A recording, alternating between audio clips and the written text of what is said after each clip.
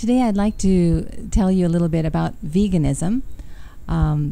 If you want to know about veganism, you can find out a lot on the internet, and there's many books and things. It's very popular now, and so you can learn a lot about it. I'm here to tell you that it's a sustainable way of living. I personally have been vegan for almost 40 years now, and I have had no health problems. I've raised 3 kids. They're all healthy, and they've never eaten meat or animal products either, and they're all healthy adults now.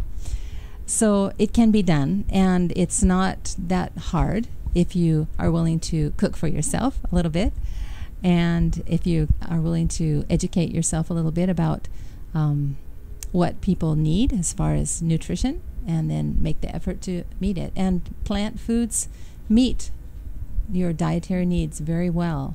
In fact, animal foods tend to contribute to excess of dietary nutrients, which create problems.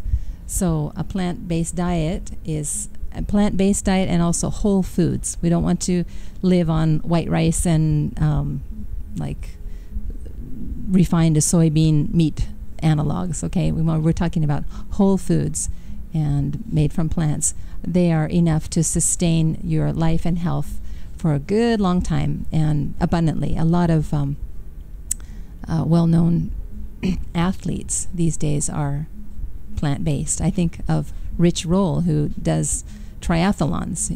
He's done them like one after another, and all plant-based. So why would anyone want to go vegan? I know meat tastes good. I used to eat it until I was 15. I used to love it. I didn't even really like vegetables. But when I learned about the problems that meat can cause to the individual and to the environment, and of course the problems that eating meat poses to animals, I decided to go without it. And I'm really happy that eating this way makes it much less likely that I will suffer the diseases that are really taking needlessly countless of lives today. I don't have the anything to show for it here, but heart disease, your chances of dying of heart disease are about 50% less than the average population just by being a vegetarian. Now, if you go vegan, it's even much less than that. It's more like 14% or something like that. It's very, very rare for a long-time vegan to have a heart attack. And I happen to have these 2 charts here. This one shows the rate of colon cancer among women compared with their daily meat consumption. This is by country, and you'll see the countries that have lower meat consumption are down here, and this is the colon cancer incidence, whereas countries which consume a lot of meat have much higher rates of colon cancer. This is kind of obvious because people are not really designed to eat meat. We can handle some, but our bodies are made so much differently from carnivores, who are made to eat meat and it goes out of their system very quickly, whereas we have really long digestive tract, and that meat is in there for hours and days. Actually, it's days before it comes out, and in that time it's putrefying and producing all kinds of gross carcinogens and things like that. So colorectal cancer is quite obvious, but actually many cancer rates are much less for people on vegetarian, and much less even than for vegans. So here's another one. It's not a very good chart, but you can see the countries again down here in the lower corner are those that eat less animal fat, and this is comparing with their rates of breast cancer. And the more animal fat in the diet, the higher the rates of breast cancer, you can see from this chart. Okay. Another advantage of a vegan diet is to the environment. It takes much more, for example, water to raise an animal to the age at which it is slaughtered than it takes to raise the plants that people can eat and get the energy directly. Farmed animals use more than half of the water that is used in the United States anyway. And if you know something about the situation in, say, California right now, they've been in drought for like 5 years. The water is really severely limited, but still it's being used to raise beef and dairy cattle. It doesn't make sense to me. And if all Americans skipped 1 meal of chicken per week, the carbon dioxide savings would be the same as taking more than 500,000 cars off of the roads. Talk about a carbon footprint. That's a huge carbon footprint just for one meal of chicken a week. What if everybody just only ate 1 meal of chicken a week? What a big difference that would make. Okay. The other thing that we need to consider when we are thinking about what to eat, all animals raised for food produce poop. They produce waste that needs to be carried away and needs to be dealt with somehow. And a lot of the waste from factory farming especially is very concentrated in one area. It's really taking a toll on the environment, polluting our waters especially. And it's really, smells gross, and the people that live around there don't like it, and it's totally unnecessary. They actually produce about 130 times more waste products per day than the human population does. And to produce a pound of meat takes 2,500 gallons of water. That's times that by 4 liters if you want to think in liters. Whereas to produce a pound of a plant protein, say, tofu or something like that, it takes 219 gallons to raise it from seed to finish. So that's, less than 10%. So you can save a lot of water by eating vegan. Even just not eating 1 pound of beef will save as much water as if you did not shower for 6 months. I don't even want to think about somebody not doing that. But anyway, that's the amount of water. And it takes up to 16 pounds of grain to produce just 1 pound of animal flesh. And if we didn't have to grow those 16 pounds, if we didn't have to, plow up the land and spread water on it and spread fertilizers and spray pesticides and all those other things, we could eat plants much more efficiently. That amount, 16 pounds of grains, will feed up to 10 people per day. Whereas if you turn it into a pound of meat, it provides 1/3 of the daily caloric needs of one person. So it's a really inefficient use of good land, viable land. So these are just a few of the facts about how a vegan diet will affect the planet. And of course, it affects your own heart.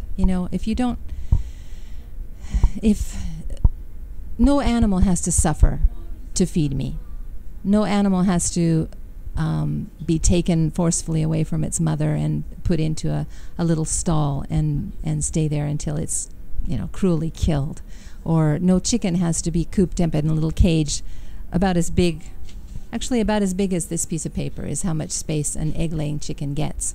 And they are so stressed out, and disease spreads among them, and their lives are, of course, very short. As soon as they pass their peak egg-laying age, they're killed. And it's just, the more you think about it, the more you think, who needs that? If I know I don't need it to be alive and healthy, and obviously I don't, then who wants to be responsible for that kind of cruelty and just, cruelty is animal abuse, I would say. So these are some of the reasons that I became a vegan, and I hope that more and more people will think about these things. And even if you can't go all the way vegan, if you would just cut down and increase your plant foods and vegetables, especially vegetables are so wonderful for you. If you would, move in that direction, you would reap the benefits yourself. The earth would reap the benefits. The animals, of course, would thank you if they could. And it's just good all the way around.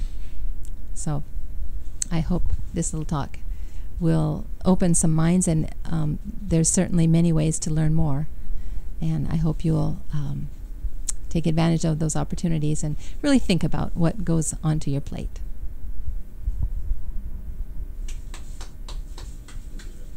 Right.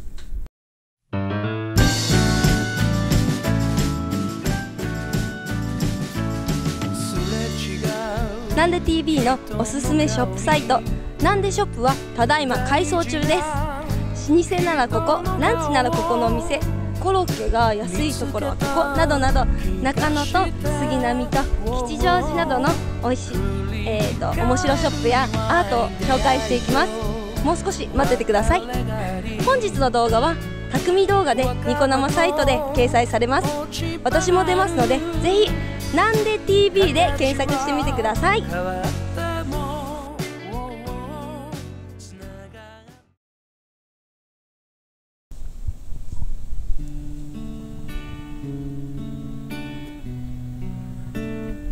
お疲れ様でした。今日はケンポというお店に行って川上シーラさんにインタビューしてきました。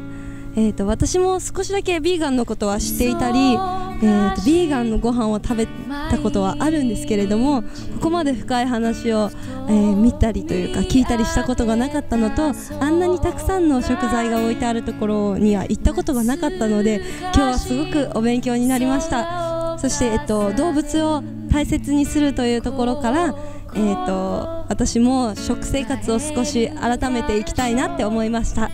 今日はありがとうございました。